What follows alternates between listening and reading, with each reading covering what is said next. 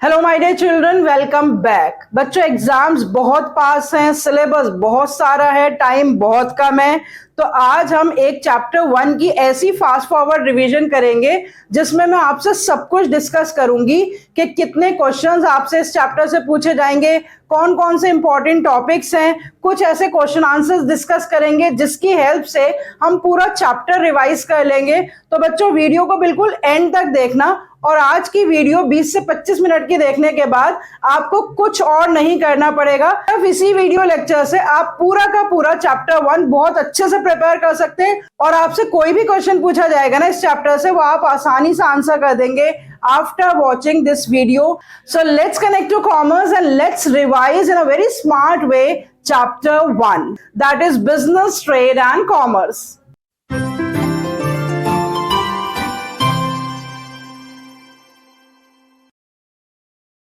बच्चों, business, trade and commerce इस chapter में total number of main topics है 9. I have written again the names of these topics: history of trade and commerce, economic and non economic activities, business activities का classification, features of business, objectives of business, role of profit in business, industry and its types, commerce and its functions and business risks. अगर हम sample paper की बात करें तो sample paper में इस chapter से 2 क्वेश्चंस पूछे गए हैं. एक नंबर का question history of trade and commerce से आया है और एक 4 नंबर का क्वेश्चन बिजनेस रिस्क से आया है. तो इसमें से 5 नंबर के क्वेश्चन सैंपल पेपर में पूछे गए हैं और मैक्सिमम हम इसमें से 6 नंबर के क्वेश्चंस एक्सपेक्ट कर सकते हैं, क्योंकि चैप्टर 2 और 1 दोनों मिला के 16 नंबर के हैं. चैप्टर 2 बहुत लंबा है और उसमें से 10 से 11 नंबर के आपके क्वेश्चंस पूछे जाएंगे. चैप्टर 1 से 5 से 6 नंबर के क्वेश्चंस पूछे जाएंगे, लेकिन इसका मतलब ये नहीं है कि यही एक टॉपिक है जो बहुत इंपॉर्टेंट है. इसके अलावा कुछ और इंपॉर्टेंट टॉपिक्स हैं जिसमें से जनरली क्वेश्चंस एक्सपेक्ट किए जाते हैं. वो क्या है? Economic and non economic activities, features of business, objectives of business. NCERT में ये पूरा चैप्टर 25 पेजेस का है और सबसे पहले जो एक इंपॉर्टेंट बात मैं आपको बताना चाहती हूं और हमेशा कहती हूं कि एनसीईआरटी की तो एक एक लाइन आप पढ़ लेंगे और कितने भी क्वेश्चंस या सैंपल पेपर्स हम उठा के देख लें, जो क्वेश्चंस पूछे जाते हैं ना उसमें हमेशा लैंग्वेज एनसीईआरटी की ही होती है. अगर आप उस लैंग्वेज से फेमिलियर हो जाएंगे तो आपको क्वेश्चन आसानी से समझ में आ जाएगा कौन से टॉपिक का क्वेश्चन है और किस तरह की लैंग्वेज में आपको आंसर करना है. अगर टाइपोलॉजी ऑफ द क्वेश्चंस की बात करें तो हमारे पेपर में 4 तरह के क्वेश्चंस आते हैं: 1 नंबर के, 3 नंबर के, 4 नंबर के और 6 नंबर के. जो नेचर ऑफ द क्वेश्चंस होते हैं वो क्या होते हैं? एमसीक्यूज होते हैं 1 नंबर के, जिसमें fill in the blanks, match the following, true false, reason assertion या छोटी छोटी सी केस स्टडीज होती हैं आइडेंटिफिकेशन एंड लाइंस कोड करने की. और जो 3, 4 और 6 नंबर के क्वेश्चंस होते हैं उसमें आपको स्टेट करना होता है, एक्सप्लेन करना होता है, डिस्टिंग्विश बिटवीन पे क्वेश्चंस होते हैं, कोट लाइंस पे क्वेश्चंस होते हैं और कॉम्प्रिहेंसिव केस स्टडीज होती हैं. तो ये सारी तरह के ही क्वेश्चंस हम डिस्कस करेंगे और इन क्वेश्चन एंड आंसर्स के साथ साथ हम सारे टॉपिक्स को आज एक बहुत अच्छी तरह से रिवाइज कर लेंगे और इस शॉर्ट ड्यूरेशन रिवीजन में आपको सारे कॉन्सेप्ट जो हैं फिर से रिवाइज हो जाएंगे, फिर से समझ में आ जाएंगे और आपको ये भी समझ में आ जाएगा कि इनके आंसर्स कैसे करने हैं. एक बार फिर आपको बता दूं कि चैप्टर 1 के सारे टॉपिक्स की प्लेलिस्ट अवेलेबल है, तो आप इस वीडियो लेक्चर को देखने से पहले प्लीज वो प्लेलिस्ट भी देख लेना, उससे आपको डिटेल में सारे टॉपिक समझ में आ जाएंगे. सबसे पहला टॉपिक इस चैप्टर का है history of commerce and trade. अब history of commerce and trade में बच्चों आप 2-3 बार उस हिस्ट्री को पढ़ेंगे तो उसमें से आपको कुछ ट्रेडिंग सेंटर्स याद करने हैं, इंडिजिनस बैंकिंग सिस्टम याद करना है, राइज ऑफ इंटरमीडिएरीज के बारे में कुछ पढ़ना है और इन सब चीजों की आप रीडिंग दोबारा कर लेंगे तो आप history of trade and commerce से जो 1 मार्क का क्वेश्चन है वो अटेम्प्ट कर पाएंगे, क्योंकि history of trade and commerce से कोई लेंथी या डिटेल एक्सप्लेनेशन क्वेश्चन आता ही नहीं है और आएगा भी नहीं, क्योंकि ये टॉपिक तो सिर्फ इसलिए इंट्रोड्यूस किया गया था ताकि आपको बिजनेस, ट्रेड एंड कॉमर्स की अंडरस्टैंडिंग से पहले उसकी थोड़ी सी हिस्ट्री पता लग जाए. सेक्शन 2 जो है वो इकोनॉमिक और नॉन इकोनॉमिक एक्टिविटीज से शुरू होता है ये चैप्टर. तो अब एक क्वेश्चन डिस्कस करते हैं इकोनॉमिक और नॉन इकोनॉमिक एक्टिविटीज का और उसी के थ्रू हम इस टॉपिक को रिवाइज करते हैं. एक केस स्टडी है बच्चों 4 नंबर के, जिसमें ए पार्ट है state by giving reasons whether they are engaged in the economic or non-economic activities, और बी पार्ट है Also explain in which form of economic activities and non-economic activities they have been engaged. All the 4 children of Mr. Madan Mohan Lal are doctors. Shyam is a skin specialist, Krishna is a heart specialist, Radhika is a child specialist, and Gauri is a physician.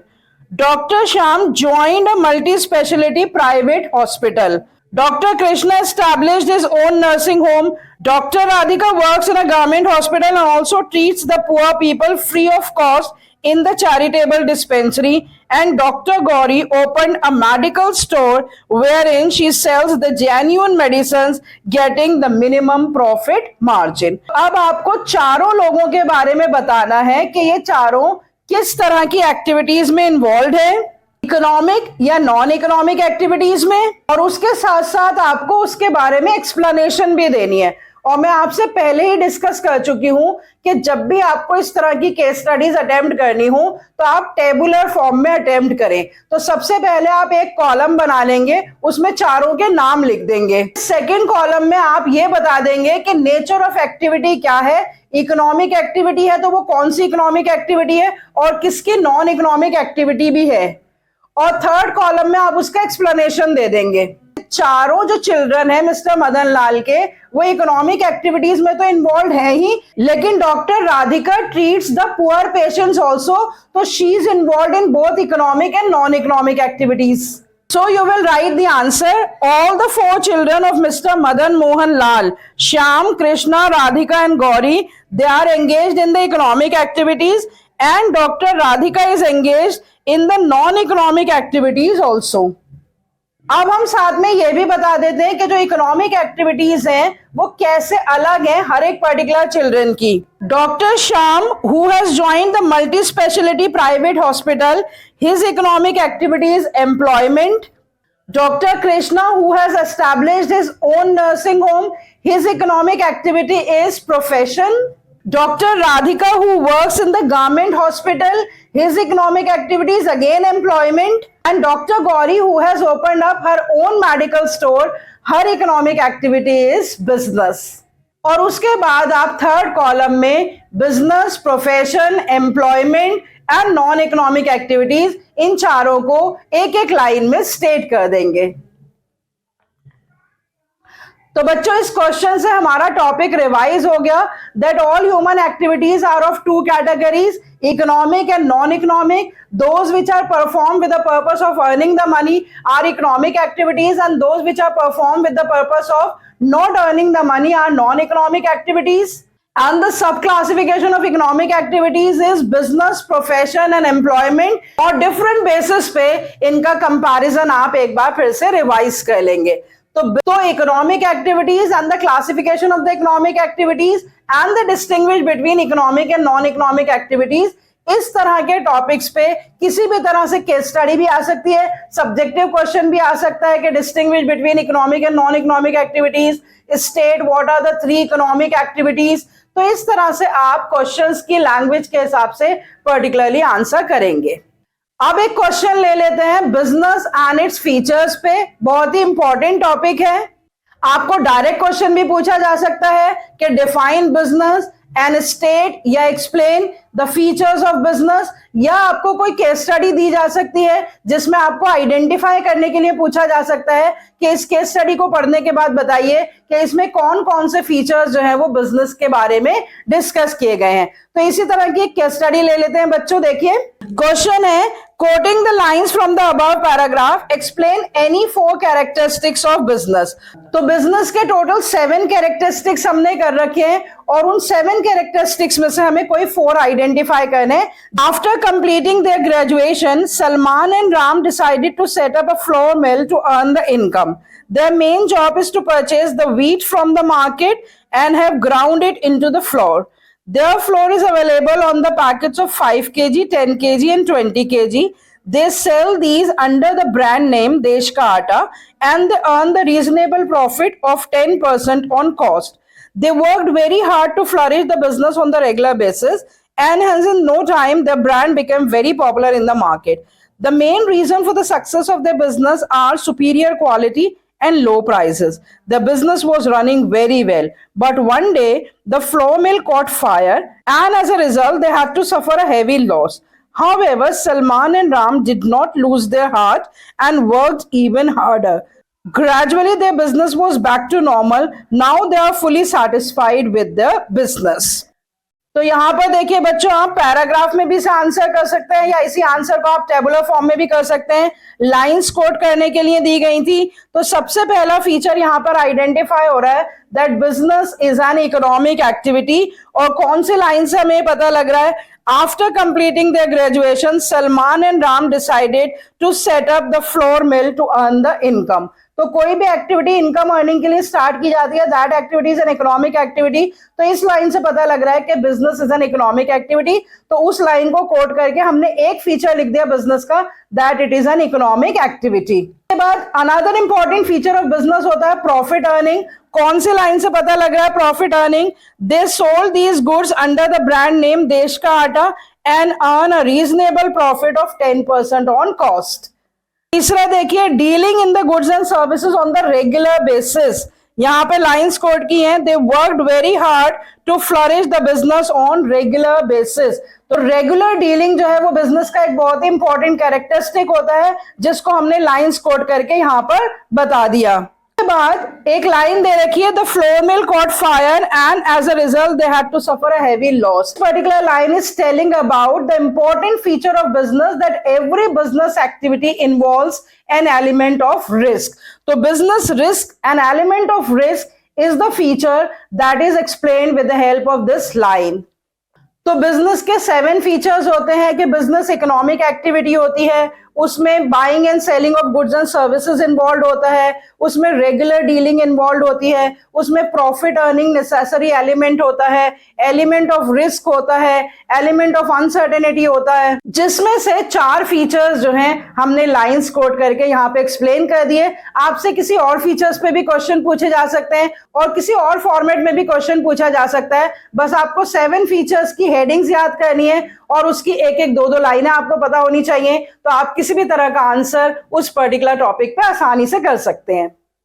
Another important topic is objectives of business. Business के जो objectives होते हैं वो economic objectives भी होते हैं, social objectives भी होते हैं और ह्यूमन ऑब्जेक्टिव्स भी होते हैं. Economic objectives are towards the owner and they are also called as the organizational objectives. Social objectives are towards the various groups of the society and human objectives are towards the employees of the organization. तो किस तरह की case study objectives of business से पूछी जा सकती है? Let's discuss that question. Question है, what are the objectives of business? Shreya and Vrinda focusing on explain. 6 number का क्वेश्चन है ऑब्जेक्टिव्स ऑफ बिजनेस पे. केस स्टडी पढ़ लेते हैं. Shreya and Vrinda joined together and established a partnership firm dealing in the electronic goods. Each one of them looks after one particular department. They made it a criteria that every Saturday they would have a meeting and share the information on the activities of their respective departments. One of their meetings they discuss about some key areas on which they should focus their attention. अब actual question यहीं से start हो रहा है. Shreya says we should focus on increasing productivity and profits through the best use of available resources. तो profits की बात हो रही है, प्रोडक्टिविटी की बात हो रही है, बेस्ट यूटिलाइजेशन ऑफ रिसोर्सेज की बात हो रही है. तो श्रेया जो है वो फोकस कर रही है इकोनॉमिक ऑब्जेक्टिव्स पे. On the other hand Vrinda says we should keep clear of the anti social activities like adulteration, hoarding and profiteering and contribute to the benefits of the society like opening charitable dispensary, educational institutes, etc.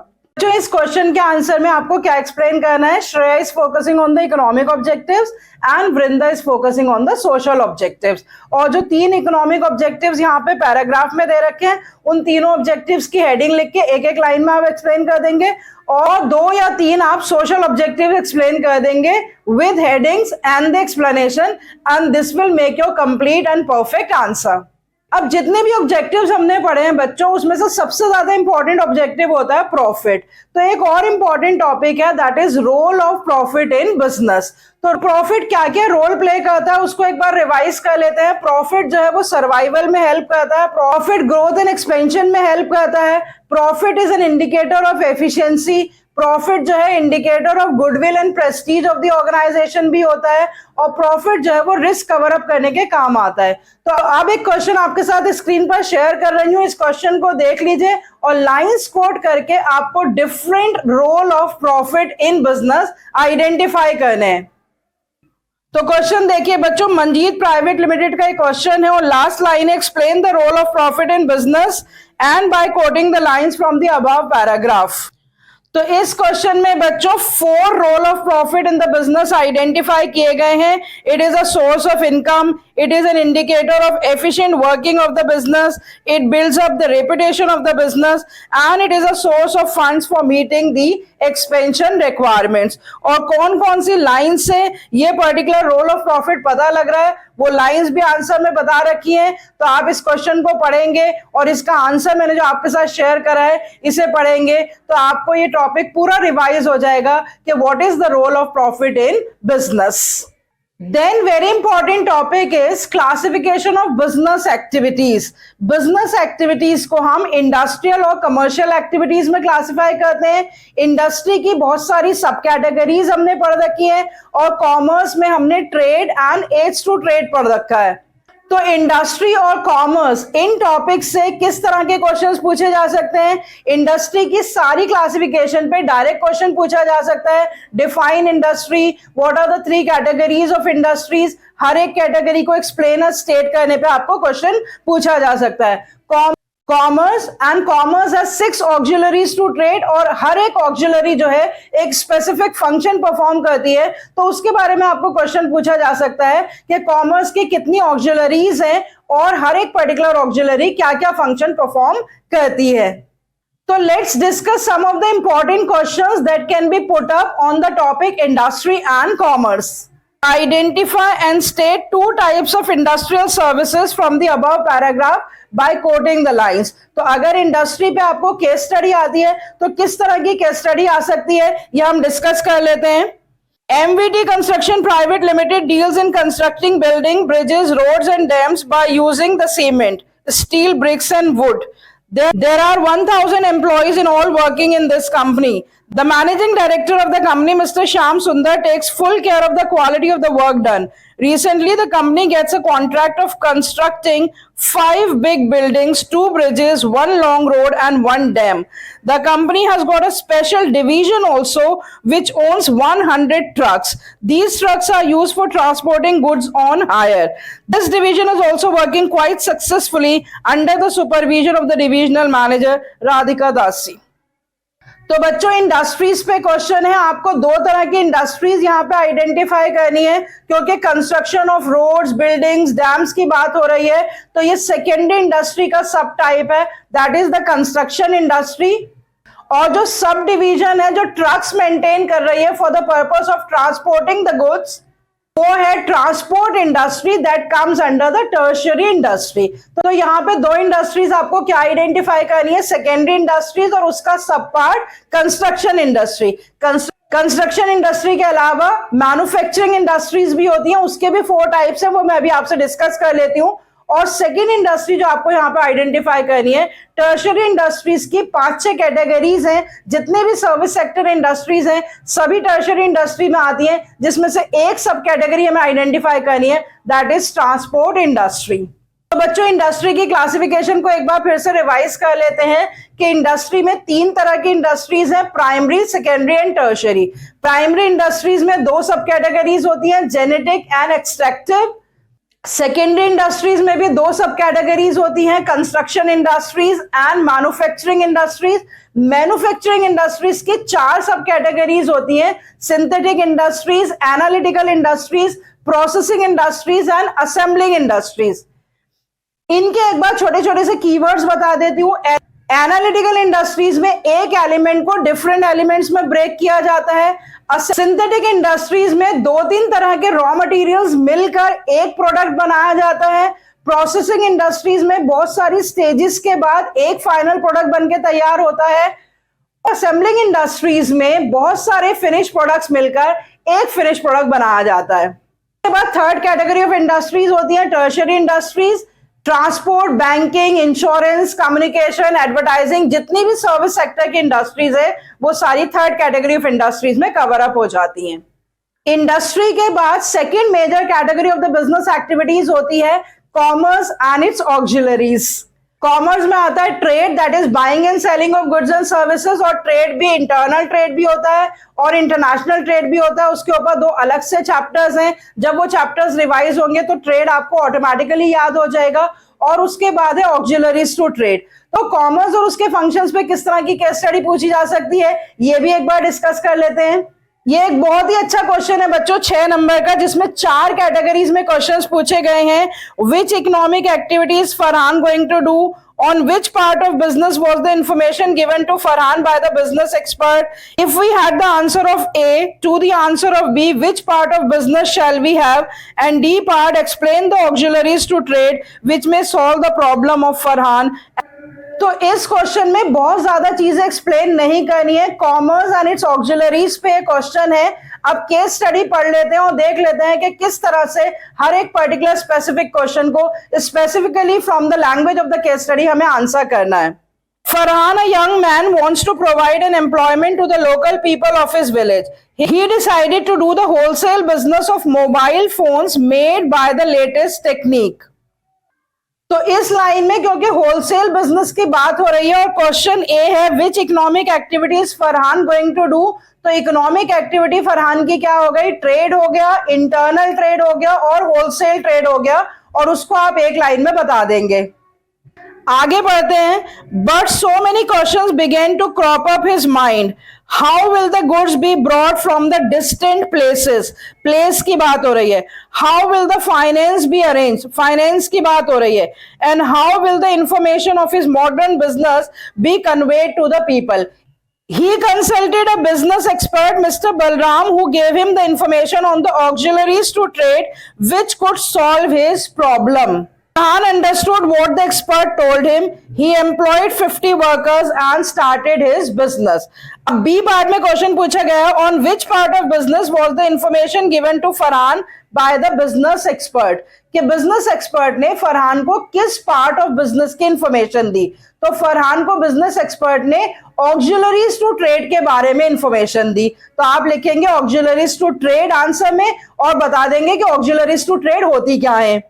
उसके बाद C part में पूछा जा रहा है कि answer A और answer B को मिला देंगे। आंसर ए है ट्रेड और आंसर बी है ऑक्सिलरीज टू ट्रेड, तो उनको मिलाने के बाद कौन सा बिजनेस पार्ट बनेगा? तो इन दोनों को मिलाने के बाद जो हमारा बिजनेस पार्ट बनेगा वो बनेगा कॉमर्स, क्योंकि कॉमर्स की सब क्लासिफिकेशन होती है trade and auxiliaries to trade. तो देखिए कितने स्मार्ट तरीके से ट्विस्ट करके क्वेश्चन को पूछा गया है, लेकिन आंसर्स बहुत ही सिंपल है। लास्ट डी पार्ट में पूछा गया है explain the auxiliaries to trade which में solve the problem of Farhan. तो 3 auxiliaries, transportation, banking, advertising and communication, इन तीनों ऑक्सिलरीज को आप लिख देंगे और तीनों ऑक्सिलरीज के बारे में एक एक 2-2 लाइनें बता देंगे। तो इस पर्टिकुलर क्वेश्चन से पूरा कॉमर्स एंड इट्स सब क्लासिफिकेशन बहुत अच्छे से क्लियर हो जाती है। अब बच्चों एक बहुत ही इंपॉर्टेंट टॉपिक जिसमें से सैंपल पेपर में भी क्वेश्चन पूछा गया, दैट इज बिजनेस रिस्क।